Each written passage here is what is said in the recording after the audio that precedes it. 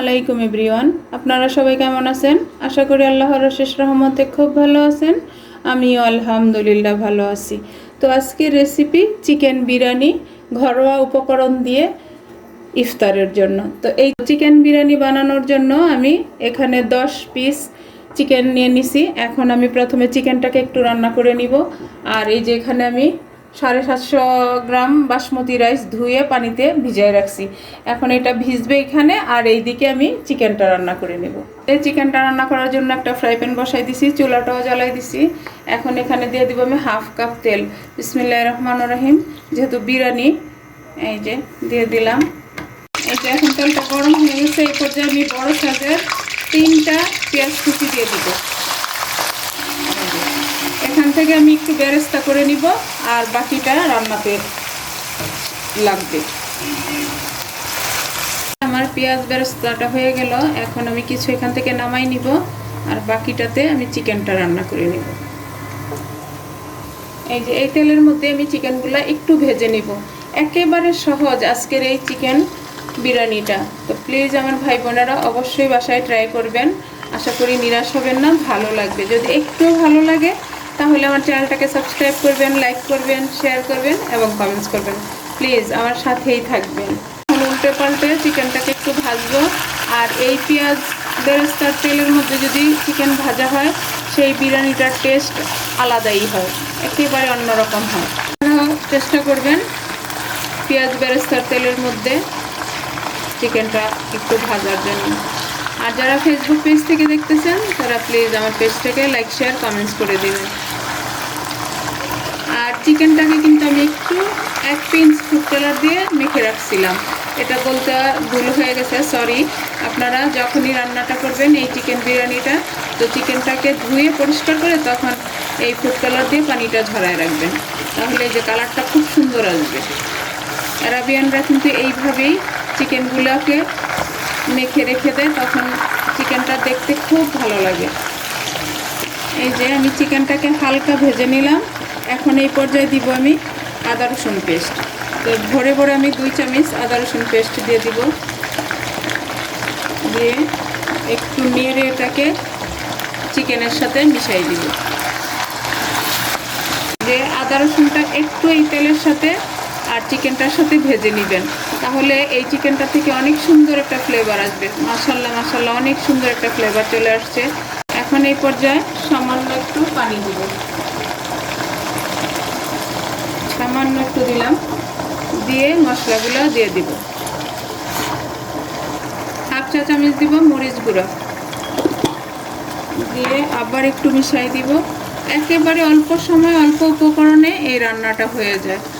এই যে এখন দিব আমি বাহিরের কিনা বিরিয়ানি মশলা।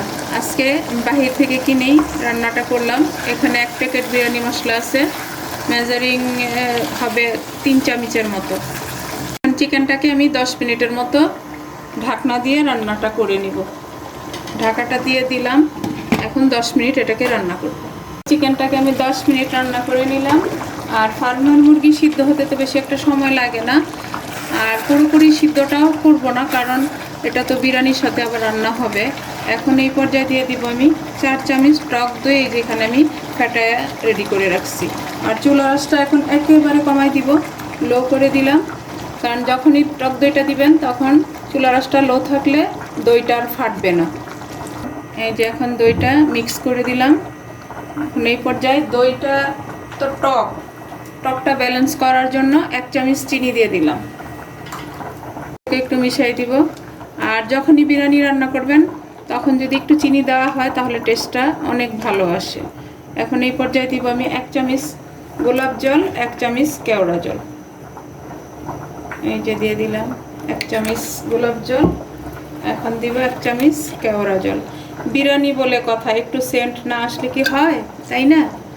দিয়ে দিলাম। এখন একটু মিশিয়ে একটা বলক নিয়ে আসবো, তারপর আমি এই চিকেনটাকে নামাই নিব। চালটা রান্না করার জন্য আমি একটা পাতিল বসাই দিছি। এখন এখানে দিব আমি 3 চামচ তেল। যেহেতু আমার চিকেনে তেল আছে যার কারণে একটু দিলাম। আর এখন দিব আমি 2 চামচ ঘি।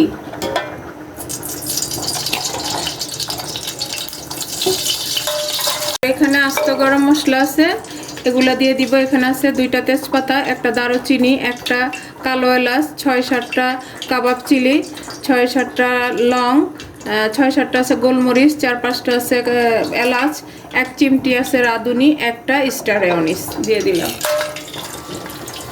30 থেকে 35টার মতো দিয়ে দিলাম কিশমিশ। এখন কিশমিশ আর এই মশলাটাকে আমি একটু ভেজে নেব। আর চুলার আঁচটা কিন্তু আমার মিডিয়ামে আছে। মশলাটা থেকে এখন সুন্দর একটা সুঘ্রাণ বের হয়ে আসছে। এই পর্যায়ে আমি দিয়ে দিব এই যে চালটা ভিজিয়ে রাখছি, চালটা দিয়ে একটু ভাজবো। দিয়ে দিব আমি স্বাদ মতো লবণ। আর লবণটা একটু বুঝে শুনেই দিতে হবে, যেহেতু আমার চিকেনে লবণটা দেয়া আছে। দিয়ে দিলাম। যে চালটা আমার ভাজা হয়ে গেছে, এখন আমি বিরিয়ানির পানিটা দিব। তো বিরিয়ানির পানি দেওয়ার সময় আপনারা খেয়াল রাখবেন, যদি আপনাদের চিকেনে ঝোল থাকে ওই মাপটা সহ কিন্তু দিবেন। তো এর জন্যে ডাবল যদি চালের পানি দেওয়া হয় ওর থেকে কমাই দিবেন। তো আমি ওইভাবেই দিতেছি, মেজারমেন্টটা আপনাদের হাতে। কারণ আপনারা যদি 2 কাপ রান্না করলে 6 কাপ, এটা তো আমরা সবাই জানি, তাই না? তো এখন এই যে পানিটা দিয়ে দিলাম। এখন একটু নেড়ে মিশিয়ে দিয়ে বলক আসা পর্যন্ত আমি অপেক্ষা করব। বলক চলে আসছে, মাশাআল্লাহ মাশাআল্লাহ, অনেক সুন্দর একটা ফ্লেভারও আসতেছে। গরম মশলা, এখানে ঘি, সব কিছু মিলে। এখন এই পর্যায়ে দিয়ে দিব আমি 10-12টা কাঁচামরিচ, আর দিব 1 স্লাইস লেবুর রস। যখন এই বিরিয়ানিটা রান্না করবেন এই লেবুর রসটা দিতে চেষ্টা করবেন, তখন এই চালটা অনেক ঝরঝরা হবে। এখন এই পর্যায়ে আমি যে চিকেনটা রান্না করে রাখছি চিকেনটা দিয়ে দিব। চিকেনটা দিয়ে দিলাম। দেখেন মাশাআল্লাহ মাশাআল্লাহ, এখনই কিন্তু লুক প্লাস সুঘ্রাণ বের হয়ে গেছে। প্লিজ একবার হলো এই রমজানে ট্রাই করতে পারেন। ইফতারে বাচ্চাদের মনটা জয় করে নিতে পারেন এই বিরিয়ানিটা রান্না করে, একেবারে সহজ।